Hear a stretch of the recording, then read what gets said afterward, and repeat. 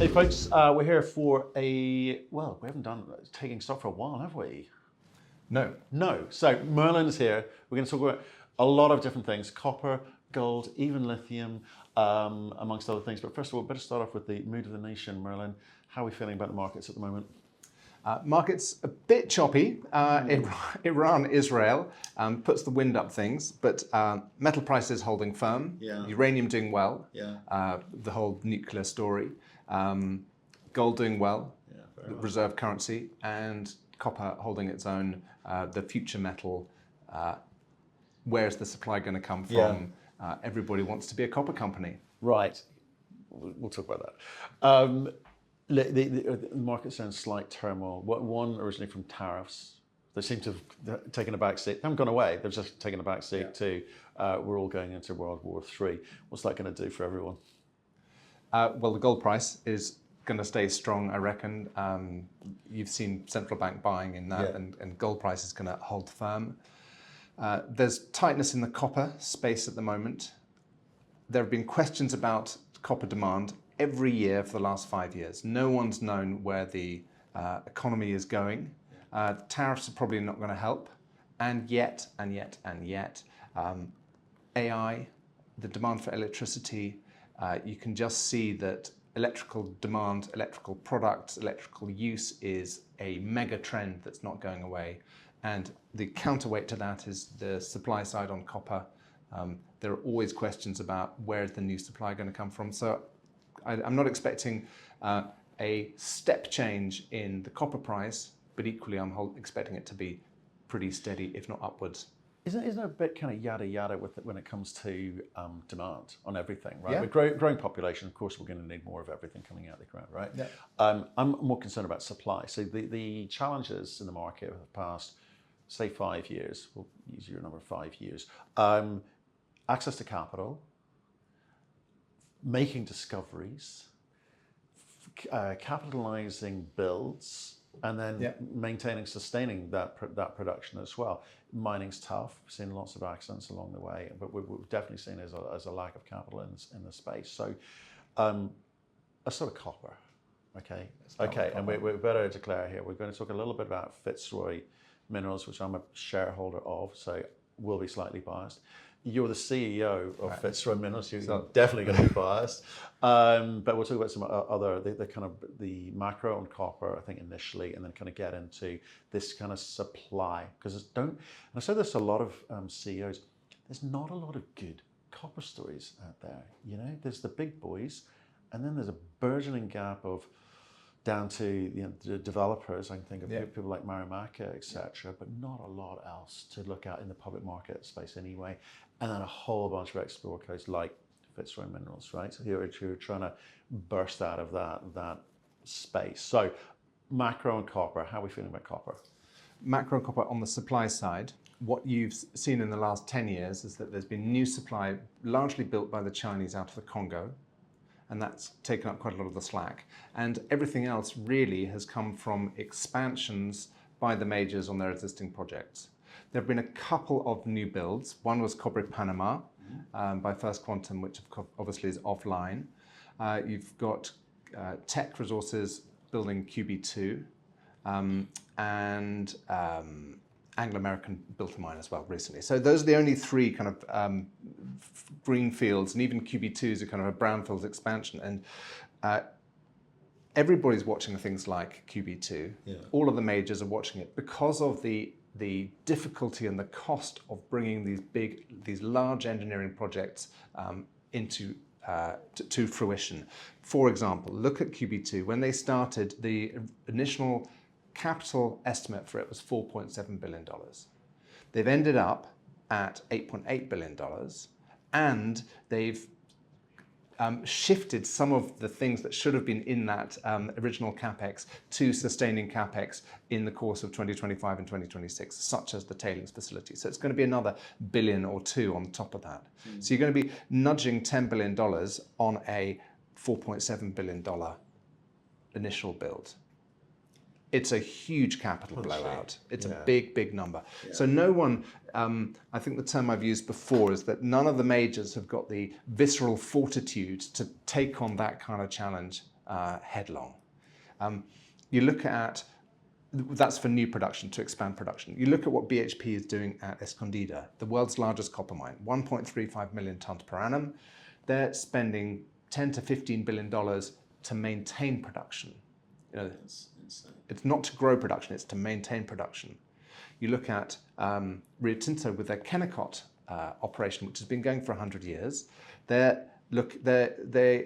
produce 200,000 tons per annum, and they're in the process of kind of detailing a $2.5 billion expansion, maintenance, sustaining capex, smelter rebuild, underground development to keep going at the rate of 200,000 tons per annum for the next 8 years, out to 2032, possibly longer. And that is, if you look at it on a capital cost intensity per ton of annual production, that's at around $12,000 per ton, which is a really, really good number, because a lot of the new builds are coming in at $20,000 per ton or higher. Yeah. So the capital intensity of your copper production is really, it's a really crucial thing to look at. And all of the majors are focusing on kind of their existing operations where the infrastructure has already been built and paid off. So it means that anybody who's coming with a new greenfields project is facing huge capex numbers to build the infrastructure and get started, and it's just not happening, which is why we come to my area of bias. You come to the Chilean coastal belt, and that's one of the few areas in the world, maybe some of the oxide deposits in Arizona as well. It's one of the few areas where you've got good working conditions, supportive governments generally, because you're not in the Andean national parks, you're in the coastal range, in the desert, and often you've got access to the oxide resources, which really bring your capital cost intensity right down. So look at Marimaca, for example. Hayden's targeting 75,000 tons per annum for a relatively small capital cost, which should run for 20 years. And that is the kind of thing that could get built in the near term. Yeah. And yeah, it could, well, yeah, absolutely. His problem was always that it was too small, and now he's getting to the point where he's solved the scale issue, but capital will be available to him. It sounds like he's got some great strategic partners on board. He's got some offtake in there as well, and in fact they're expanding, aren't they? And they bought up a new land package. Yeah. So really well. When I mentioned 75,000 ton per annum, that's with Pampa Medina included in there. So it was only going to be 50,000 tons on the. It is a strategic. It's a change of the royalty rates in Chile. Yeah. So above 50,000, you're paying 4%. Below that, you're paying 1.93%. Yes, you don't want to be 51,000. Or you want to be meaningfully beyond that, or very determinately below it. But I just want to pick you up on scale. Yeah. Because if you think about it in pounds, for example, if you produce 10,000 tons of copper, that's 22 million pounds of copper on an annual basis. And if your operating cost and your capex is incredibly small, you might be making $2-3 margin on your pound of copper produced. On $3 margin on a 22 million pounds is $66 million per annum. Margin. These small operations in Chile make a lot of money. Let's come to that in a second, because not all pounds are born equal, not all ounces are born equal, etc. Right? Oxides versus sulfides, and lots of variables people need to look to. It isn't just grade, folks. Just coming back to the macro. I want to kind of cover that off. So we're all working quite hard to stand still. That's the problem. Yeah. Not a lot of new big discoveries being made, and certainly not a lot of new projects getting into production, it seems. So do you feel sort of confident that eventually at some point that's got to kind of drive, in terms of scarcity, it's got to kind of drive that copper price to the potential we've been talking about for 5 years? Well, I mean, we're at $4.40 a pound at the moment, and it's what I see is, with question marks over demand and only incremental or kind of steady incremental growth or steady supply, I'm not expecting a huge deficit in the near term. No. As it happens this year, we're potentially going to lose a couple of 100,000 tons of production from Kamoa-Kakula, which has had the seismic and the flooding issues. So in a sense, that's tightened up the copper market for this year. So I'm expecting steady growth in the copper price. Happy with that? As demand continues to be pretty strong. Because here's the thing that worries me about these kind of stellar reactions in any metal price. You saw it with lithium, obviously. Recently, we saw it with cobalt. Before that, and we're seeing it with gold right now. And they say, well, it operates differently. That's not about use cases and so forth. That's about the economic benefits of gold as well. But go from 2,000 to 3,500 in 18 months. Do you think there's going to be a reaction there? Do you think there's got to be a reaction there, or will it defy the laws of gravity? I think it's really important to look at the maturity of your industry. Okay, so gold, we've been mining gold for thousands of years. We've been mining copper for 15,000 years. When you look at the copper space, there are very few assets which are at surface of good grade. And there are lots of graphs being produced by S&P Global, McKinsey, showing that the new deposits are deeper and lower grade. And that's really a function of the maturity of the industry. And gold, to a degree, is like that. The rise in the metal price is going to prompt a increase in exploration. It's certainly going to prompt all of the producers to just keep producing as best they can. But in terms of the pipeline, you've got to get that money into the exploration to come through. And the exploration hasn't really seen a huge amount. No. It's, the better companies are, the better assets, the ones that have been working hard for the last few years and with success, have raised money and continue kind of phase 3, expand the drill program, get more drill rigs on. Yeah, it's somewhat like, I don't want to get wanted into gold too much here at the moment. It's really about, well, what are your expectations around what gold price will do? Can it sustain? Can it grow, or will it regress to lower levels? I won't say a number. I'm a huge gold. I don't want to think of myself as a kind of a gold bull, as in kind of an unthinking believer in gold, a zealot, a religious maniac.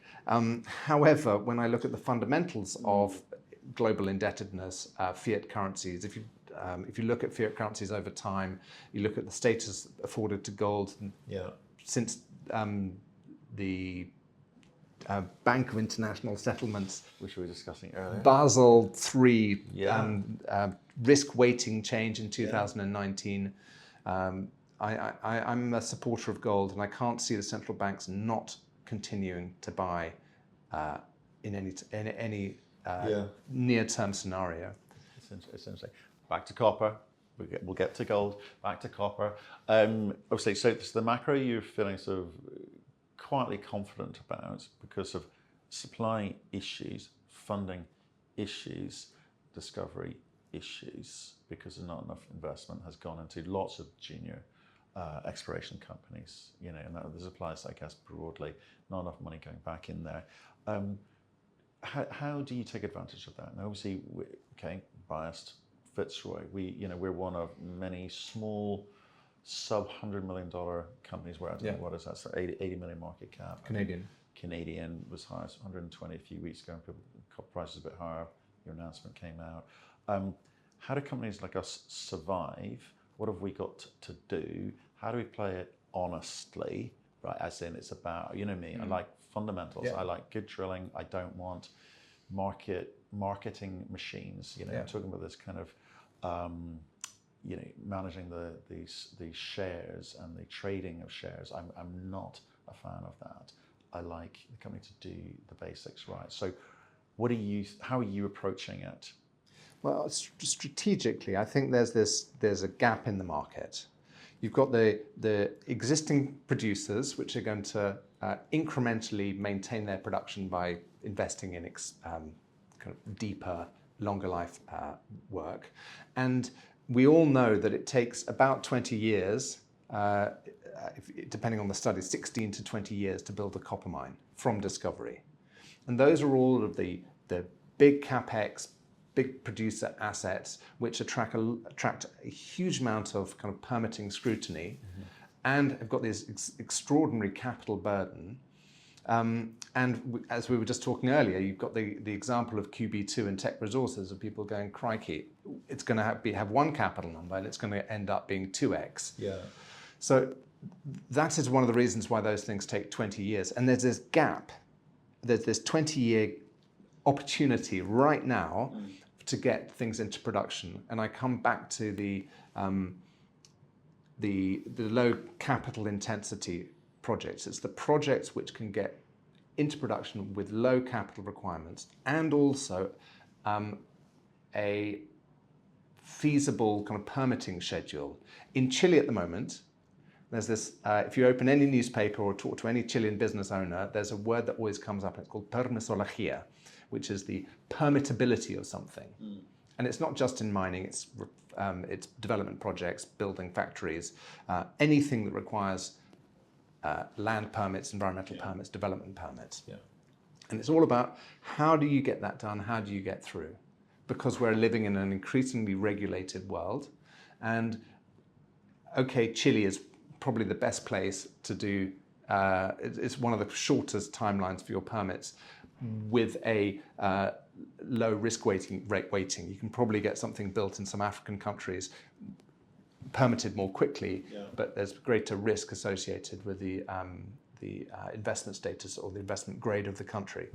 But in Chile, if you keep your head down, if you're not the biggest development in the whole country, if you're not the highest in the Andes, if you're not mining a glacier, as Barrick found out to their cost, Pascua-Lama, then you can get stuff built. And if you look at Antofagasta, multi-billion-dollar company, the Los Pelambres asset, 5.8 billion tons at 0.6% copper. Their Antofagasta's flagship asset, that started at less than 50,000 tons per annum. So in Chile, start small. Yeah. Don't go for the biggest, get going, and then you can expand and expand. Start small and make damn sure you're making money, right? No point starting, no point busy being busy. Yeah, you gotta, things like that. And this is what we talked about earlier in terms of the types of variables that affect your ability to be profitable, to raise cheap money and be able to repay that as quickly as possible.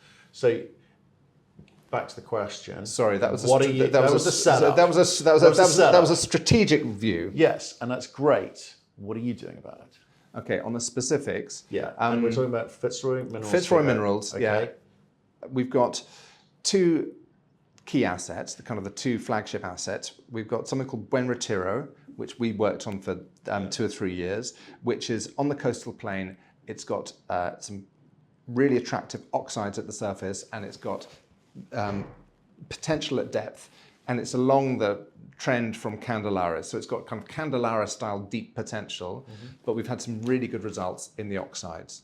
The most recent drill hole we reported was 110 meters at 1.94% copper. Not copper equivalent?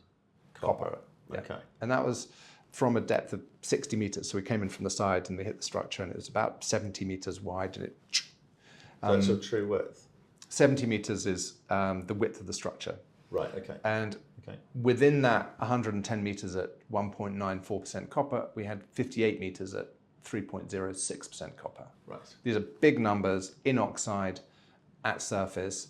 And it's kind of worth pointing out, because I think that's what attracted me to the project originally, was the fact that it was a former producing asset. Well, one of the 3 assets we picked up had a former producing open pit mine. And what sort of grades were those? Can you remember?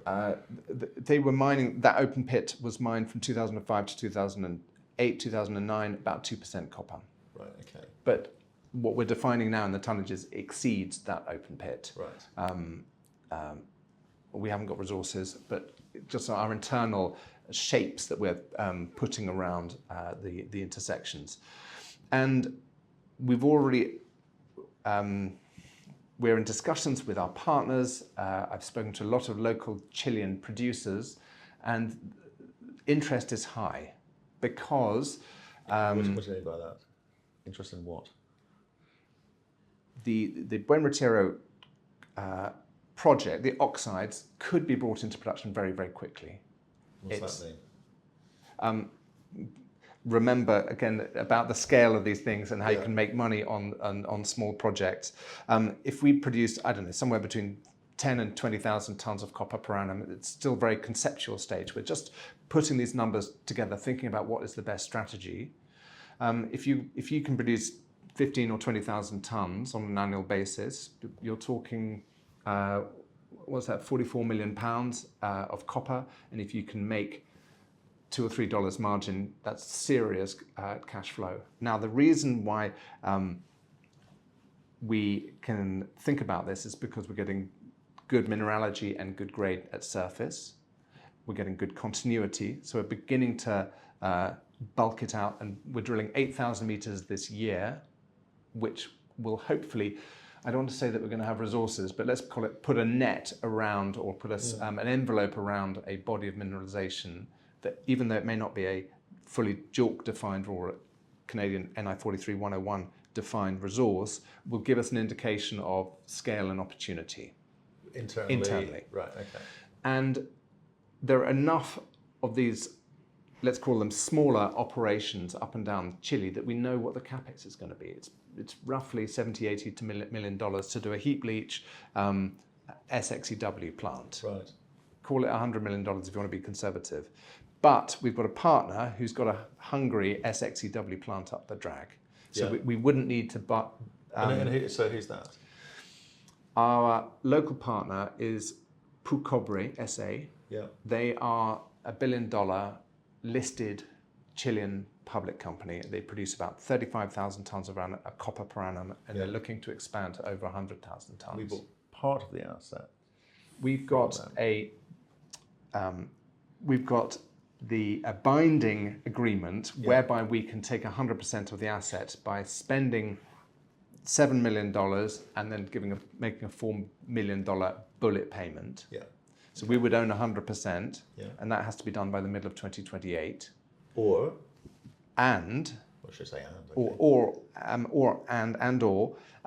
they have got a clawback right to earn back into 30% of the asset by paying us on a pro rata basis 3 times the amount of money that we invest. Yeah.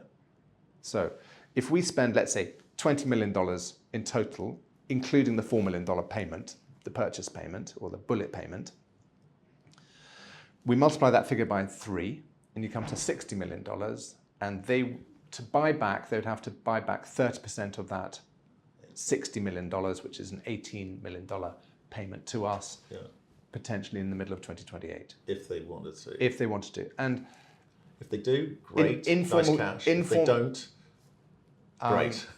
Well, informal conversations, they're excited about what we're finding. You know, I speak to them regularly. I'm actually heading off to Chile in a few days. I'll meet with them again. They've noted that they've got capacity in their SXEW plant.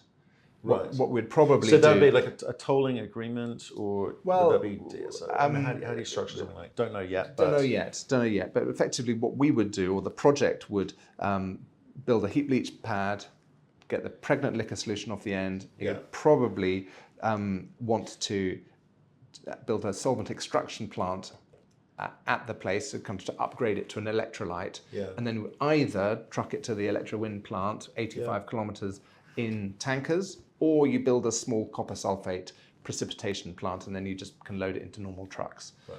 So that's the concept at the moment. So there's lots of these in Chile. We understand the makeup, the cost, and I guess the permitting and licensing around that. Yeah, I mean the permitting should be a charm where we are. I mean, you never say never, but it's in the desert. It's a brownfield site. There've been 2 old mines on the site.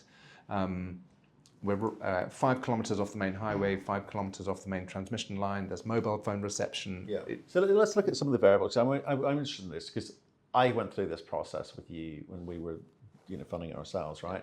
It's the variables are clearly the grade matters. Yeah. We've been blessed so far, and believe me, guys, I understand the concept of mining has a way of waking up in the morning choosing violence, may come up with and kick you in the balls, quite frankly. And tomorrow may be very different. But right now, being blessed with grade, it's oxide. That's important. Yeah. Why? Because your mineral processing has been done for you by Mother Nature. Right. So less grinding and less energy costs. Our predominant mineral is a mineral called tenorite, which is a black, crumbly copper oxide, 80% by weight copper, CuO. It kind of leaches when you look at it, when you spit at it, it leaches. I saw that stuff when you put out some videos on it's Twitter, extraordinary. It's really extraordinary. And so that reduces your reagent cost. It also means that when you go to an electro-wind plant, you get anodes, so you get copper product at the end. Yeah.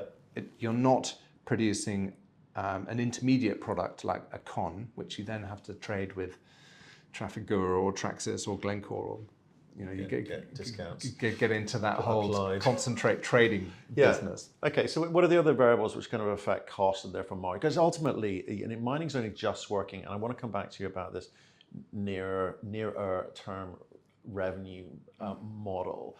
But what are the other variables there that can affect your ability to make margin or increase the margin? Mineralogy, tons and grade, continuity, and then geometry. Depth. If you've got a very thin body which is subvertical, it's different to if you've got something which is broader and flatter. It changes your strip ratio. So we look at all of that. If you look at the maps of Buen Retiro, we've got 5 or 6 areas we're exploring. Of particular interest to us at the moment is the southwest area and the north area. Wow. And that's the north is a function of mineralogy. It's all tenorite and it's very good geometry. Is that where the oxide? Everything's oxide. All of this I'm talking about is oxide. Okay. But the north area is broad, disseminated tenorite, shallow, flat-lying, and potentially very extensive. So where was you drilled 135 meters at like 0.7% copper last year? Where's that? Southwest area. Right. Okay. What are you doing down there? And that's also where the 110 meters at same place. 1.9. Yes, we've got about a kilometer and a bit trend. Right. Looking like a very nice, quite bit wiggly, but good thickness, high grade area. So how are you getting after that? What's the modeling around the drilling there? Because my thoughts on these companies that do these 5 meter, 10 meter step outs, like how are you kind of planning and chasing that? Because obviously there's a bunch of historic data which we picked up along the way as well.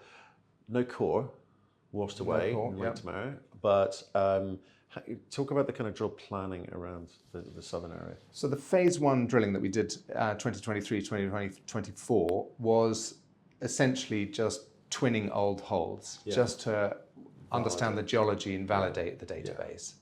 And that left big gaps between them. We sometimes the hole spacing was 200 meters, sometimes it was 500 meters, sometimes it was up to a kilometer.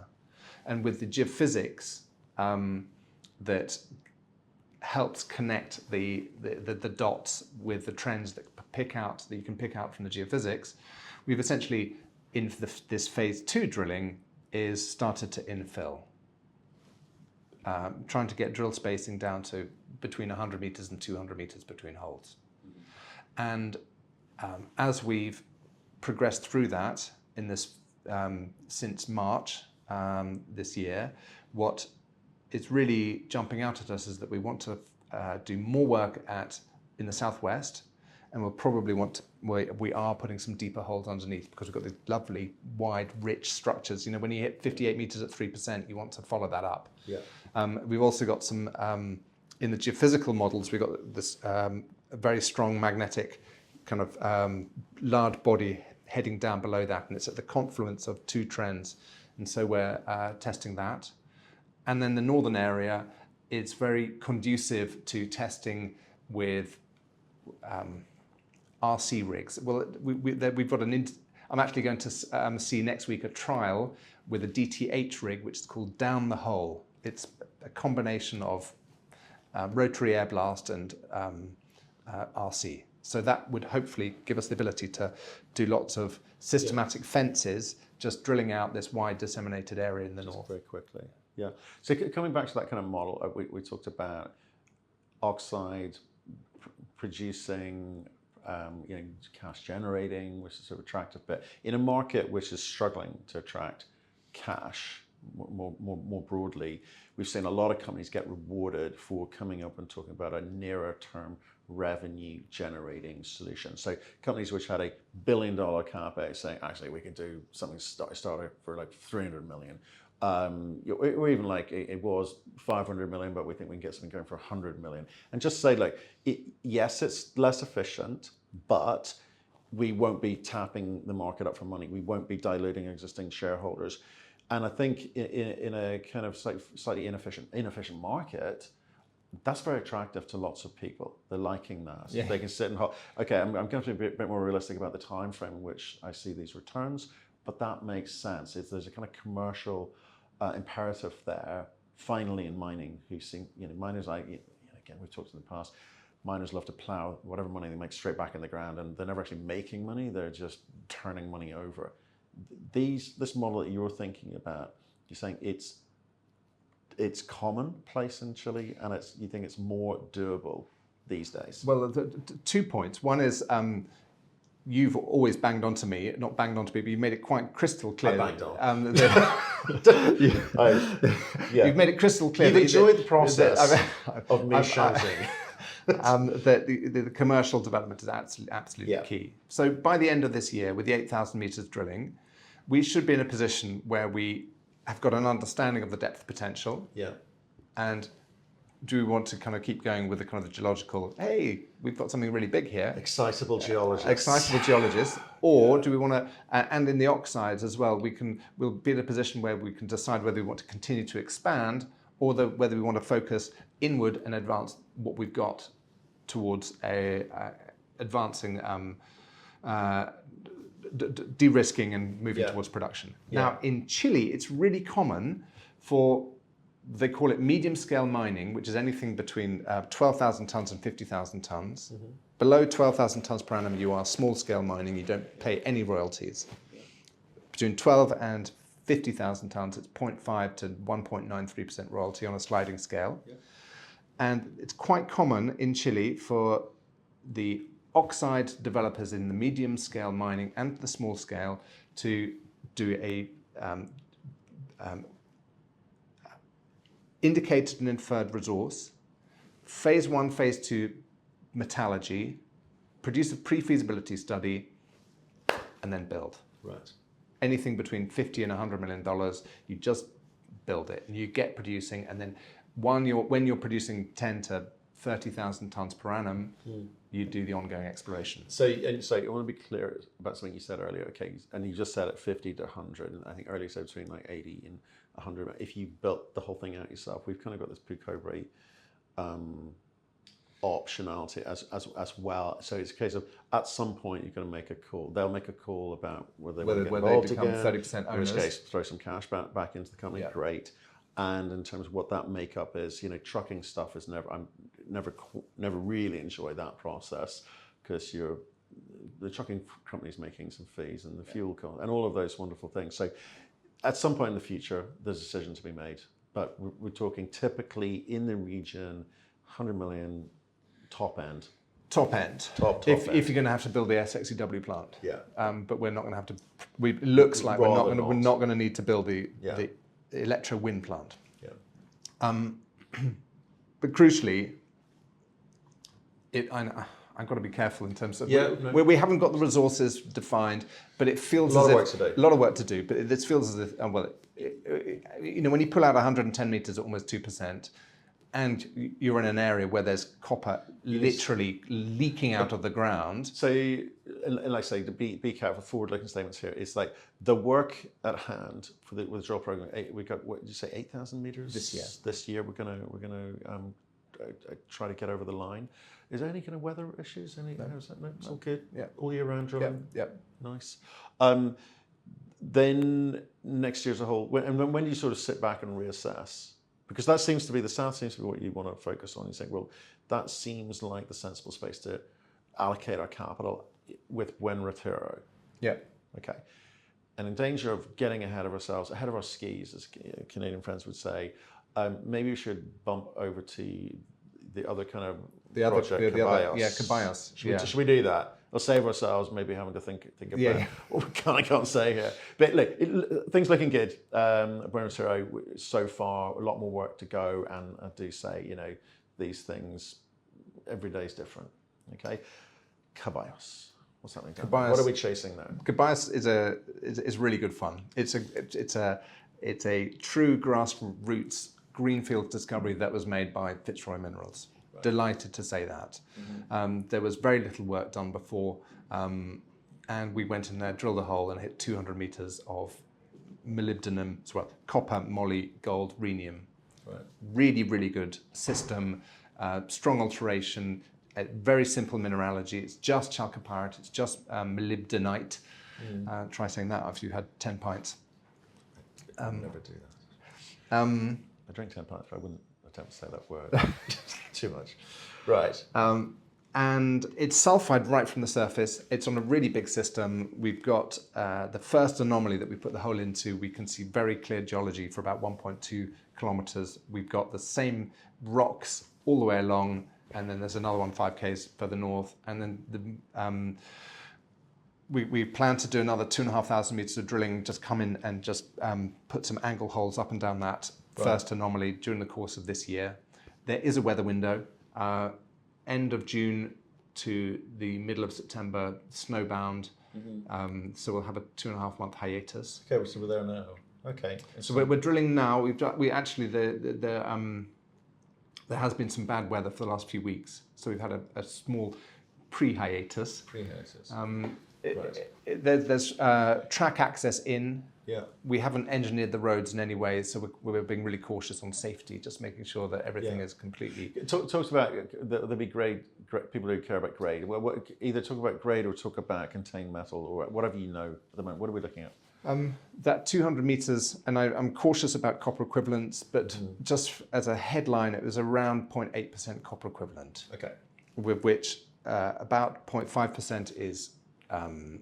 We had 200 meters at 0.46% copper, 591 ppm moly, 0.07 gold. Okay. And that top 100 meters was cross-cut by later barren breccias.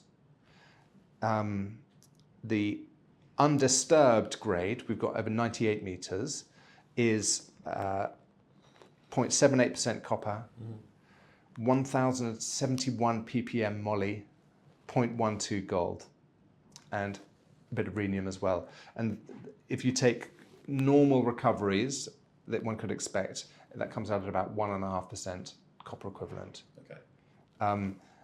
And the really exciting thing is that the more we look at the geology, we think that the barren breccias are actually a later feature, and the cover to the east is flat-lying, younger, unmineralized, unaltered, post-event volcanics, which means that we don't actually know how wide this thing is.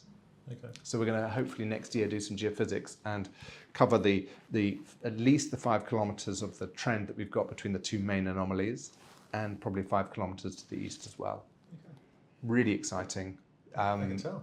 It's give me that look. Yeah. Happy geologists. The extraordinary thing is that you're normally lucky to get one of these assets in your company. We've got 2 of them. It's wild, and we've had almost every major call us up wanting to sign an NDA on this Caballos thing. Yeah, that's. I think that's the telling. I mean, look, they're always looking and sniffing and working it out at all times. Let's be clear here. We're not unique like that. But yeah, and just to put it in context, I've had lots of interest in Bryn Retiro as well. Yeah. So it's great. I think the fact that the door is open and you will always pick up the phone is good news. And I think maintaining and sustaining that is in our wheelhouse now. Because it hopefully gets better. Hopefully gets a lot better. Okay, so we're great. I can say it. No, what else are you looking at in terms of the copper project? Because they come on our platform. They want to tell a story. I'm going in my head. I've kind of global average at the moment seems to be about 0.4 copper. 0.4% copper. Anything above that is interesting to me. Anything below that is not necessarily, simplistically. But there's just not a lot of good public market exploration, or whether you want to call it exploration, advanced exploration, or early stage development stories out there. And I'm curious as to why. Are a lot of these things private? Is that the problem? Well, we don't have line of sight. I mean, I've got a list of companies that that I see regular updates from when I do copper bottomed, and there are many companies doing good things out there. Ben Pullinger on ATEX up in Valeriano. You know, I had dinner with him a couple of months ago in country in Santiago. Yes. You sent me a photo. There was some pretty weird stuff going on, and there were hookers in the restaurant. Lose. It was all quite weird. Yeah. I missed the opportunity to go and kind of get an eyeful, but clean my teeth. But Ben came back from the gents, and he said, "Crikey, it's all kicking off in the Lose." Anyway, slightly unnecessary aside. Yeah, I wish we hadn't discussed that. I asked him. I said, "How did you motivate drilling those first holes at Valeriano with ATEX?" And it was with Raymond Janas. Do you remember? Who's the old very well. And Raymond had worked with Hochschild's, and they had drilled Alteration. And Hochschild's was a producing company, and had a CEO who was interested in drilling Alteration, because he felt that where there's alteration, there must be a copper porphyry. And 20 years ago, they drilled and drilled and drilled. They drilled 1,000 meters through alteration at Valeriano, and then right to the bottom of the holes, they hit a bit of mineralization. And then the CEO changed, and the company changed, and the new CEO of the mining company was, for some unbelievable reason, interested in mining, not in exploring random bits of alteration 1,000 meters depth in the Andes. And so the program got abandoned and sat on ice. And ATEX picked it up and decided to drill through 1,000 meters. But no one would have the minerals to do that now. I mean, big minerals. I know that, but that's what I'm saying. I keep saying great company because I just think just truly brave to do that, because that's expensive drilling. That's $1 million, $2 million. Well, it's $1,000 per meter, and they're doing 2-kilometer holes. Yeah, it's a very different model though. So they're going for the big porphyry, the global resource. I remember Rim coming in telling me they'd lost the second hole. They drilled one hole and said, that didn't go so well, and that that's a $2 million mistake. Yeah, which is not their fault, not a mistake, but an incident. But to kind of keep going and chasing that, and now look at them. Yeah, and so that's the explore and go big, and then you've got, of course, Hayden with Marimaca doing the let's focus on near-term production and drive the value up. Both of them fantastic stories. Different models, but good models. And then we've got some Canadian friends. I like and American. I still. They just got a bit more money in, didn't they? Which one? American Eagle. Oh, I haven't seen that. Your favourite. I like the geology there. I like Charlie Gregg. And also Charlie Gregg's, I think, an advisor on Hercules as well. Yeah. Tell you something which really I didn't understand, because when you look at Hercules, I couldn't work out why they weren't drilling that really nice target off to the east. Yeah. Because the geology looks as if it was kind of dipping up, and they, in one of their news releases. A couple of months ago, they said, "Oh, we've got the permits to drill that ground in the east." And I haven't seen what they've done, but I think there's lots of potential there. But I started pulling at the thread of what the permits are in the States, and it's totally nuts. Did you know in the States that there's no central repository for information?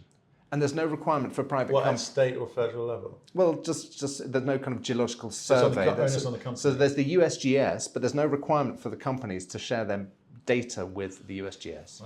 Okay. So if you go to most other countries around the world, Chile, Sweden, Finland, wherever, Canada, Australia, the companies share their technical reports, and all of the data gets put into a central database. So when you're coming to explore again, you're standing on the shoulders of giants. You know, you can use all of their data, but in the States, nada. You have to start everything from first principles. It's totally wild. Also, if you're going to explore anything greater, I think, than 5 acres, you have to get a full environmental permit, which is multiple years and tens of thousands of dollars. That's why I think American Eagle kind of left the States and went back to NAC. It is true. Right. It was getting to the point back then where it was like $350 per meter to drill. I was like, that's an exploration company. Yeah. That's punchy. Then there were the kind of the land costs, licensing costs. Yeah, everything was just adding. It was like, we can't afford to eat effectively. We can't afford to do what we do because we're sitting paying for admin on everything. And then when we drill, we can't drill very much because we haven't got much money left. And again, it was a time when they probably could, were able to raise money and then moved into a phase where everything's going so slowly. You kind of, your sunk costs, your set costs don't change, but the time frame which you're allowed to actually do anything is de minimis. No. So how do you expect exploration to ever, back to your point of much earlier in this conversation, which is, where's the money coming from for junior explorers? Because retail have trotted off, they've lost a lot of money and they've gone. The majors are buying each other. They are maybe starting to look at some of these bigger, significantly advanced development stories, but not a lot of that's happening. So it's mergers of equals, it seems. Explorers getting no love from anyone, and then the governments, federally, state, provincial, are making it harder for them, plus the NGOs, plus environmental, plus First Nations, plus. Why would anyone be the CEO of an exploration company? One has living to the dream, living the dream. I just, it's your own personal S&M session. The crazy thing is, if you look at where the money goes into exploration, the 2 largest are Canada and Australia. The third is the States, and the fourth is Chile. Yeah. And the permit timelines in the Canada and Australia are nuts. First Nations, Aboriginal rights, environmental permitting. Yeah. And then Australia, that's been there for a while, but I'd say actually it hasn't. Canada. Actually, there was a change in the law last year in Western Australia on Aboriginal participation. It might have been the year before. Okay, an update, an upgrade or a downgrade, however you want to look at it. Update. But Canada's been like this for about the last 9-10 years. The US feels like it's been like this for a long time. And the Trump initiative to kind of produce stuff to help permit things, I'm not sure it's going to change the supply fundamentals because it's so fragmented. Well, like an executive order is an indication of intent. It doesn't change the law. That's right. So each state now has this ability to interpret that and apply whatever new set of rules, regulations, etc. But I've spoken to enough guys who are CEOs of mining companies who have been bouncing around the halls of the White House and over in DC to feel encouraged that in certain states that is being taken advantage of, and that others have said, not here. But even with that, the fragmented nature of the exploration means that there's not a kind of pipeline of projects which are all... there are a few projects which are kind of stacked up against the permitting hurdles, but not that many. And not significant in terms of supply. Scary, right? Scary. Really scary. Where's it all going to come from? Chile. We've done Chile. Stop talking about Chile. We just say, right, so that's kind of, we've gone a copper, we've gone a bit market. Let's talk about gold. Obviously, the gold market is, on an absolute tear. Producers that we talked to making more money than they thought they would make. In fact, building up a huge war chest for some of these acquisitions, for some of these organic expansions as well. Developers finding it easier to access capital, or certainly got line of sight to it. Whether or not they've, and I kind of like some of these guys who've advanced the time frame to production. I really like that. I think it's smart in a market like this. One, because it's saying to capital, look, you'll get your money back soon. This isn't another 10-year, game here. We're going to do the same. I do think explorers, as we've just discussed, still struggling even in gold. they are struggling. We've seen some, I guess, brownfield site stories like America's Gold and Silver. They've gone and raised like $100 million. Fantastic. You've seen Newfound Gold change their business plan from we're going to drill for the next God knows how long to actually let's get a resource together, which they've done. Difficult. 2 million ounces. 2 million ounces, pretty high grade. I think the PEA is coming out. I'm holding judgment until I see this PEA come out by the end of this month, apparently. If they can get that right, they've got a potential of creating a small revenue generating capacity, which may help them. I think my problem with them has always been drill for the sake of what? Where's the commercial enterprise? Where's the commercial end point in this? And you got to fund the goddamn thing. The reason why the resource is so hard to put together is the complexity of the geology. They've got to work that out. Yeah, and if you look, they've had to have new technical consultants every year because they weren't getting the answers that they wanted from the technical consultants. So maybe they're turning things around. I think it's possible that there could be commercial production from that. Just it's a question of scale, because I think it'll be poddy. I think we've looked at it a lot recently, and I think it's kind of like men and children. That is the difference between the management teams now. I think you've got mine builders who've kind of stepped in there and go, look, we're brave enough to want to put out a resource. It's 2 million ounces. Yeah. It's kind of good enough. I know some of you guys were expecting 20 million ounces, but it's not. It's 2 million. Yeah. And it's 2 grams per ton. I know some of you are expecting it to be 50 grams per ton. It's not. But that, believe me, is good enough to get started. Now they've got to execute on that, right? And they'll come out with a PEA. And I've given them a lot of stick. We've given them a lot of stick over the years. But it's a different team. I'm going to step back and let them do their thing, and then I'll work out whether I believe it or not. Great. But those two aside, I think we're seeing a lot of developers able to raise big chunks of capital. It seems to be coming out of the US though.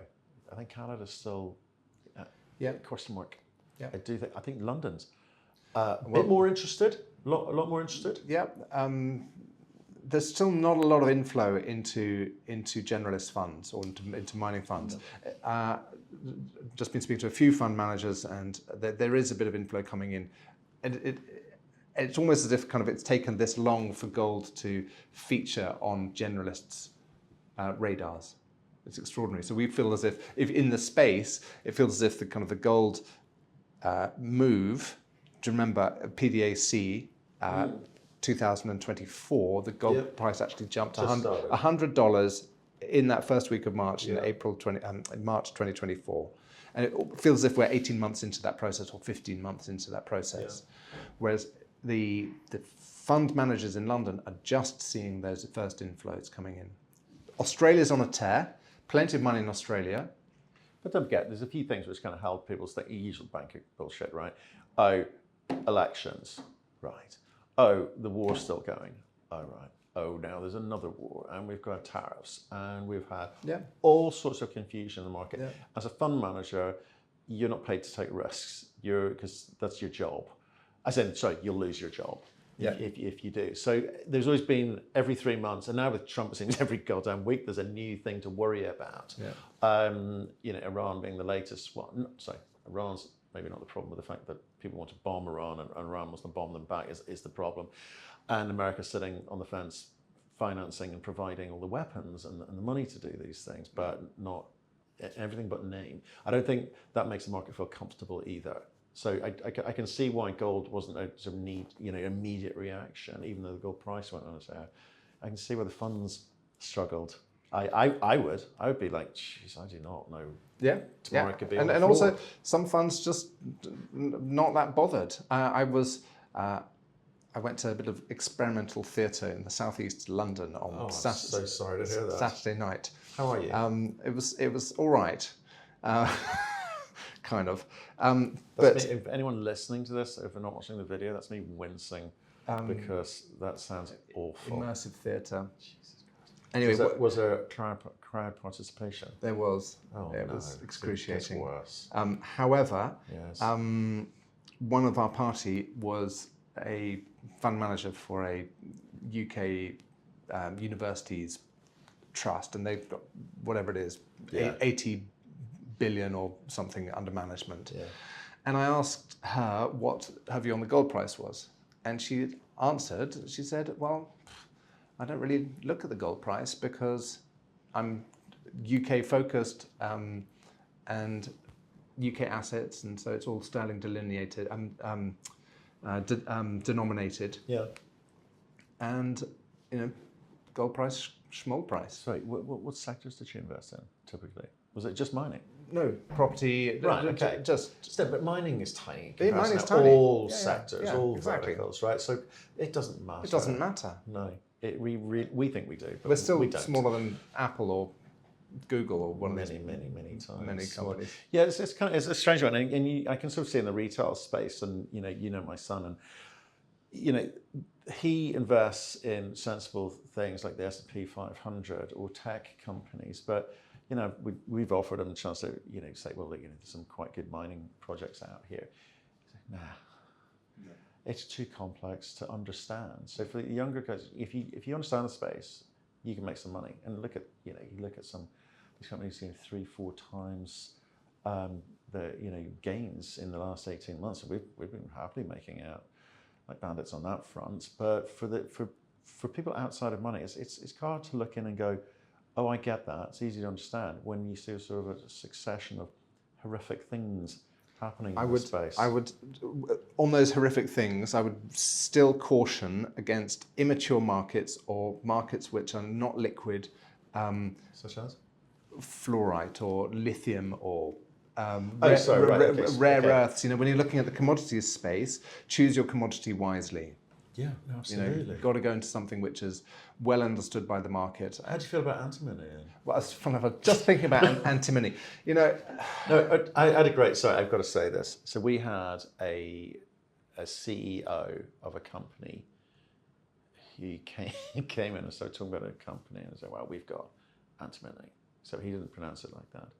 He called it antimony, like I just pronounced it. I'm not over exaggerating. Yeah. Like, you can't pronounce the actual commodity, which is. No. I think that was a sign it's a- that it's a perhaps tell. he wasn't paying attention. I just enjoy that one so much. Yeah. Antimony.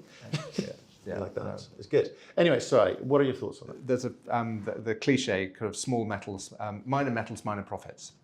Yeah. So it's really hard to play a kind of a niche metal like that. Yeah. Obviously, if you stumble across the best antimony deposit in the whole world, you're going to make money. But as an investment strategy for a generalist or a retail investor, just avoid like the plague. Yeah. Because it's such a small opaque market. Yeah. What happens if tariffs open or it becomes unrestricted, or another antimony producer says, or a major says, oh, by the way, we produce 3 times the market volume in antimony, which is going to waste as a byproduct. Yeah. And we're just going to take it out of our waste stream. Yeah. How are we feeling now? Yeah. Mother. Yeah. I know, but it's just true. We've seen, and well, okay. It's like I'm just setting these up for you. That's antimony. I'm going to just say the word lithium. Oh, so that's where I wanted to go because. Okay, come on. Well, let's do the setup there. Who's getting in the lithium game now? The news this morning. I mean, just reading as I was coming in this morning was Chevron. Right. What are they doing? They're going to extract lithium from their brines. They've got oil fields. Exxon have got 800 people working on lithium extraction from their brines. Okay.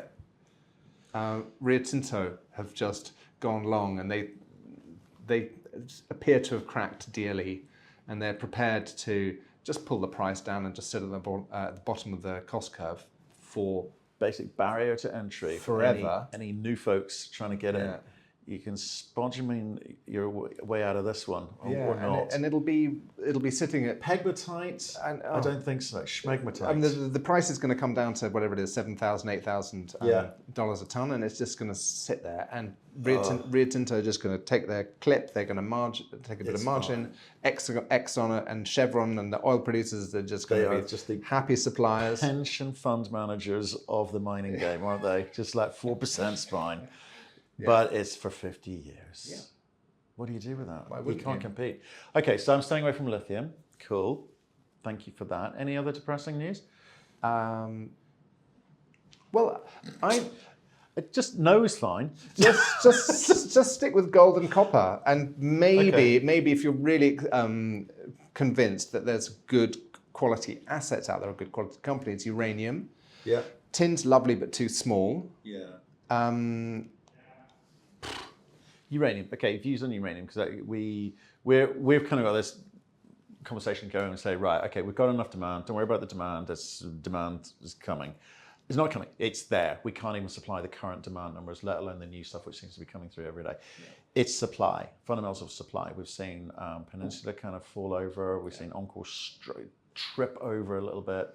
They'll kind of get themselves out of that. I suspect Paladin's going to fell over, end of last year, and I'm not sure they're fixing the problem anytime soon. Certainly not the numbers that they thought. You've got Lotus just about to kind of ramp things up. I think they're going to get after their tailings first, and then actual fresh. Yeah. Or towards the end of the year. Good luck to them. Good. I like those guys. Niger still problematic. West Africa, problematic. The supply is the stuff that I'm struggling with in uranium. Yeah, I mean, the fundamentals of uranium are crystal clear. Yeah, perfect. But finding companies that have got good exploration assets in countries which are workable, it's extremely hard. Maybe the States is going to come back in through Wyoming and Utah. I don't know. I think so. I think a lot of good things happening in Wyoming. A lot of good things happening in Utah. We were down there last year, Tom and I. Colorado even a little bit. New Mexico making a comeback. Well, I think they're going to have some First Nations discussions, some things they need to deal with, help the people understand, or not. But yeah, America is starting, but again, it's all just small beer type stuff. It's not then you go to the Athabasca. Athabasca, yeah. What's happening there? I'm not up to date. Not up to date. But I should imagine that you can still find stuff and apply some AI. You've got enough data to do some pretty advanced exploration there. Yeah, there's a lot happening. I quite like Atha Energy, those guys. They're kind of in the Thelon Basin, just slightly, Nunavut-ish direction. Right. They're finding some good stuff up there. Yeah. Super high grade, big, properly open, because no one's really done much up there. I like what they're doing. ISO playing the kind of. They've just raised, I think, 50 million, or announced 50 million yesterday. They'll probably upsize that, I suspect. It sounds like they got some acquisitions lined up, and that's the model they're following.